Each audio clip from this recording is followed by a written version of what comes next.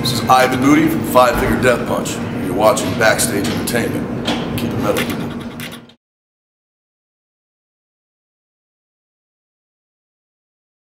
Guys, what's going on? Jeremy Lafrentz with Backstage Entertainment. We are sitting here at Mid-America Center in Council Bluffs, Iowa, with none other than Chris from Five Finger Death Punch. Chris, how you doing?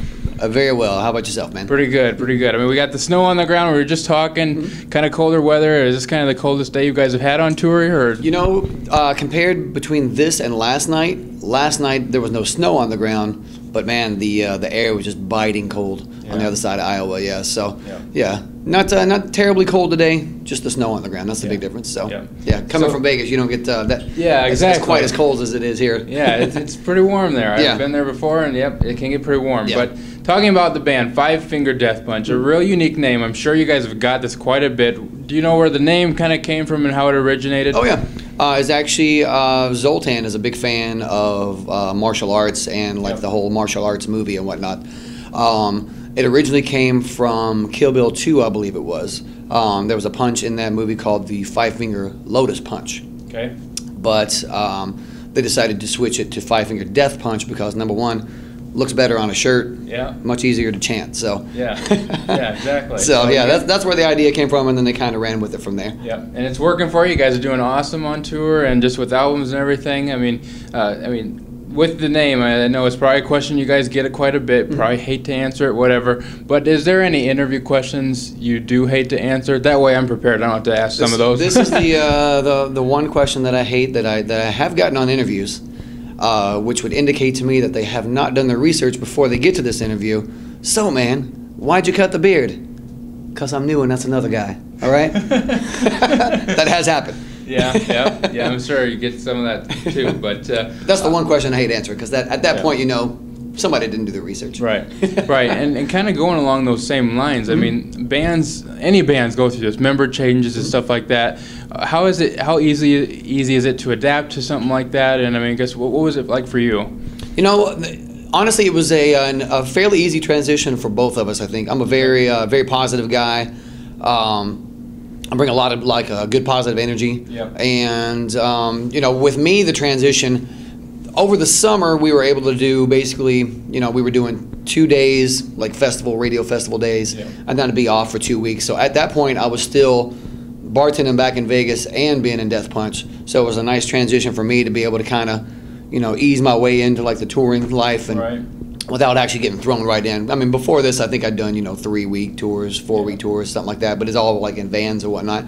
So the summer festival schedule really gave me an opportunity to kind of get my feet wet without getting thrown to the wolves, so to speak, and that definitely helped out a whole lot as far as like personal life and everything. It was a nice transition. Right. So the transition is working. You guys are doing great. This Everything tour, great. Yep. I've heard only positive stuff about the Share the Wealth tour, so that's positive, I'm sure. Oh so, yeah. Like I said, too, new albums out, American Capitalist. Yes, sir. What do you think, and you know, kind of being new to the band too, what do you feel is the main message in the majority of Five Finger Death Punch's songs?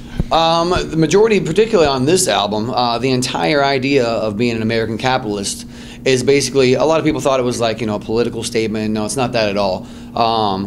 Again, with the whole martial arts theme, it's about, you know, finding the energy within yourself, capitalizing upon the opportunities that are given to you. I mean, for me, you know, had I not gone out of my way to get in touch with Jason Hook on Facebook, I wouldn't be here now doing this interview. You know, you got to capitalize on the opportunities that are given you and make the best of them. And that's basically the idea of Death Punch. You know, being your own man or your own woman, as it were, saying the hell with everybody else. You know, do what's best for you and do it well. All right, and stick to your beliefs and everything like that. Exactly, so, exactly. Have a good, strong core.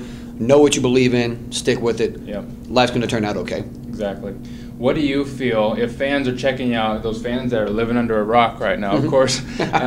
What do you feel if, for new fans, your top, say, 2 or 3 songs that you want them to listen to first to try and get them to like Five Finger Death Punch? You know, it's such a difficult question because it's like, you know, parents at home, I'm sure you'll understand. It's like asking someone to pick their favorite kid.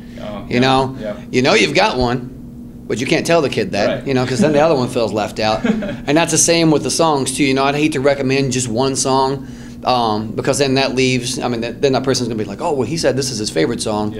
So, you know, we've got so many different varieties of songs. I mean, we've got everything from crazy heavy to fucking, like, you know, damn near 80s power ballads type stuff, you know, along that theme. So, I mean, with Death Punch, it's a very well-rounded sound. As long as you like heavy, you're going to like Death Punch. Yeah. You know, I mean, there's something there for everybody. So let's just tell the fans to go buy all 3 albums and listen to them from start to finish, and they'll love it. My new marketing guy right here. American Capitalist and all the rest, go buy all the albums. Indeed. The next part of the interview, kind of a fun thing, we actually went to our Facebook page. Some fans have found us on Facebook. You can like Backstage Entertainment. We held a contest here. This is kind of a newer thing. We've tried it a time before, but let's see if this works here. We are having a fan actually has submitted a question and their phone number. We're going to try and call the person, and they're real excited to talk to you, so let's try this. We have April is who we're calling right now. Okay. Yep, we're ringing here. Here we go, April. See how it works out for you. Yep. Probably screening her phone calls right now. That's right. Hello? Hey, is this April? It is? April, hey, it's Jeremy Lafrentz of Backstage Entertainment. Guess what? What's that? We are talking to Chris from Five Finger Death Punch, and you are in our interview right now, and I understand you have a question for him. Is that right? I do. That's awesome. April, how you doing, dear? Thank you, Jeremy. Yeah. Yeah, so I guess what's kind of going through your head right now? You're talking to Chris from Five Finger. First of all, no Wildcats. Although I'm just a little worried here watching it. Indeed, I'm DVRing that game right now, sitting waited with bated breath. So don't give me any details on that yet. I got a DVR. I'm not. Go Cats though. Go Cats. Indeed. My thing is, throughout everybody's lives, we all have, you know, obstacles to overcome, and in particular to make it in any business or industry. So I guess my question is, what's the biggest obstacle that you guys have had as a band to overcome? Biggest obstacle to make it to where you're at today? You know, honestly, it's probably been, you know, the lineup changes. That's been the hardest thing. But I mean, you kind of you figure out what's working. Those things that aren't working, you kind of move on from there, and then pick up things that do work. I mean, obviously Jason Hook, once they got him, brought in like a whole new style of melody to the band. I love listening to his solos. He's got his own particular style. And then once Matt left, they found me. I think my own personal forte would be like the on-stage vibe. Very energetic, give off a lot of charisma from the stage, and I'm really confident in my background vocals as well, which is something they're looking for. So, I mean, I would say, being the outsider, having been here since May and talking to those guys, it seems like the lineup changes would have been, you know, the most difficult thing to overcome. But obviously, as far as I'm concerned, they've picked the right people now. Yeah. And got the best lineup. Yeah, it seems to be going okay. So that would be my answer for that. All right. Awesome. I agree with you about the lineup. Thanks so much. You're welcome, dear. All right. Very good talking to you. And again, go Kentucky. That's All right. right. Go Cats. Thanks. April, thanks a lot. Thank you. I appreciate you guys. Yep. No worries, April. Thank you, dear. It was Okay. fun. What are the chances of finding a fellow UK fan? That's right. That's right. Also You watching the lucked game out right there. now. That's right. You lucked out right there. Yeah. So good. That went well. We got April on the phone, asked the question. So we'll continue to do that if people watch our page. And Surprisingly enough, answer the phone during the UK game, too. exactly. Crazy. That don't happen very often. No, it doesn't. No, it doesn't. It's All a right. 2-hour window of doing nothing. Next thing we're going to do is, once again, people on our Facebook page. We do a lot of interaction with Facebook. People need to go like us. You guys can get questions into our BSE box. You guys have submitted questions, and we're going to have Chris draw a few here, and let's see what we get. Okay, what do we got? First question. Why did you cut the beard? Oh, come on. I'm kidding.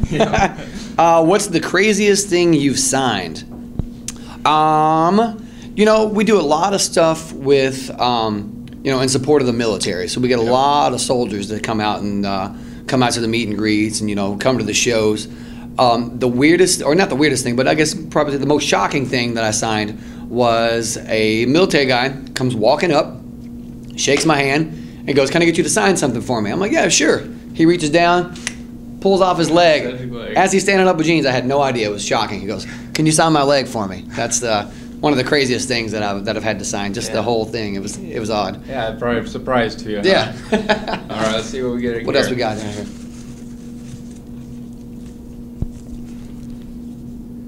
This is a good one. If the band was on a deserted island, which member would you eat first and why? Sheesh, which member would I eat first? It's a tough one. Yeah, that is a tough one.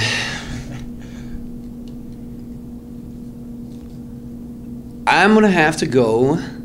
Oh, that's a ridiculous question. I know it. I can't even answer that one. We get crazy questions, but we submit them. I'm going to go outside of the band and pick a member of the crew. Okay. Our tour manager, Brandon. That would be the first one I would eat because anytime we need anything, that guy's there for us. You know, so if I'm in need of food, he's the first one. He's the first one to go. There you go. Let's try for one more here. Got it. And Brandon would probably be delicious.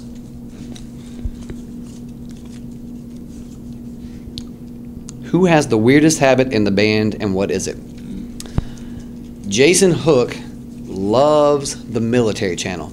He's like damn near like ADHD, like almost autistic with the fucking military channel, channel 287. That's the only channel I know the channel number because Jason's always asking about it. So his weirdest habit is definitely watching. I mean, literally, it's 12 hours a day on the bus. Yeah. Always has that channel on. Just the other day, I was sitting up in the front lounge. I was watching Sports Center or something, I think it was.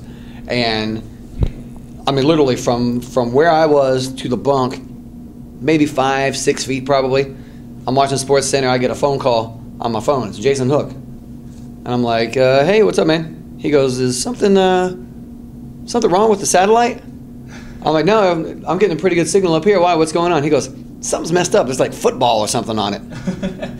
And again, it's because he watches 287 all day long. Yeah, that's the weirdest and most annoying habit on the bus for sure. Yeah. Wow, that's quite the story. Yeah, there, but. giving some insight to Jason Hook right there. Yep. Well, you guys have heard it here. Sitting here with Chris again with Five Finger Death Punch. Go definitely check out their new album, American Capitalist. And once again, Five Finger Death Punch. Check them out, guys. Beautiful. Thank all you guys. We appreciate all your support. You're amazing. Thank you. Hey everyone, make sure to like Backstage Entertainment on Facebook to see our photos, to enter yourself into contests for autographed prizes, and other news. Also, make sure to click the subscribe button on YouTube to check out the rest of our videos. And you can find us on Twitter to get updates about what we're doing. For Backstage Entertainment, this is Jeremy Lafrentz.